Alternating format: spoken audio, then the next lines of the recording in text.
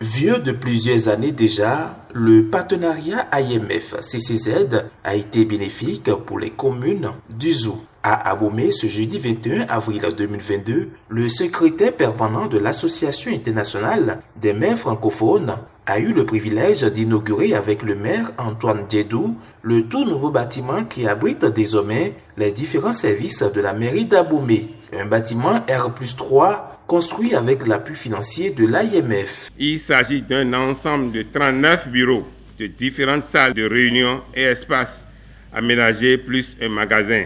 Monsieur Pierre Baillet, secrétaire permanent de l'AIMF, permettez-moi de vous adresser, au nom du conseil communal d'Abomey et de tous mes frères et sœurs, Ribadjavi, ma profonde gratitude. Le bâtiment officiellement mis en service, l'hôte d'Abomey s'est dirigé à la préfecture. Visite de courtoisie au préfet et séance avec les membres de la communauté des communes du Zou ont marqué cette étape. Les autorités ont énuméré ici quelques réalisations antérieures et en cours financées par l'AIMF avec à la clé des doléances pour le bonheur des populations du Zou.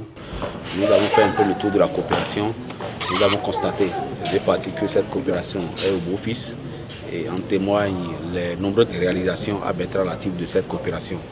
Nous avons comme projet que nous mettons en œuvre tout de suite pour le compte des 9 communes du Zou, le PACED, projet d'amélioration des services énergétiques durables dans le département du Zou, et phase 1 qui impacte 9 centres de santé et installés dans 9 pôles ruraux, dans les 9 communes du Zou.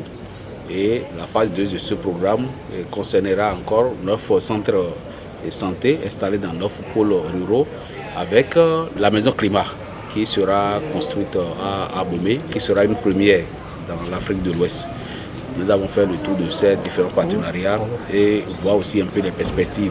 Nous avons toujours la main tendue, comme je l'ai dit, on a cité quelques projets tout à l'heure, la commune de Corvin pour la construction du centre de l'île, le projet que prépare la mairie de Boycon pour soumettre à l'AIMF, qui a la commune de Zogoudome, qui a déjà un projet qui est sur votre table. Veillez suivre avec vous ces différents projets afin que les réalisations puissent marquer le niveau de développement de nos populations. Moment de joie pour l'hôte qui a reçu les doléances des autorités du département. Plus besoin de longs discours pour prouver que l'AIMF a à cœur le développement des communes du Zou. Nous avons des projets dans le Zou. Nous avons un avenir dans le Zou.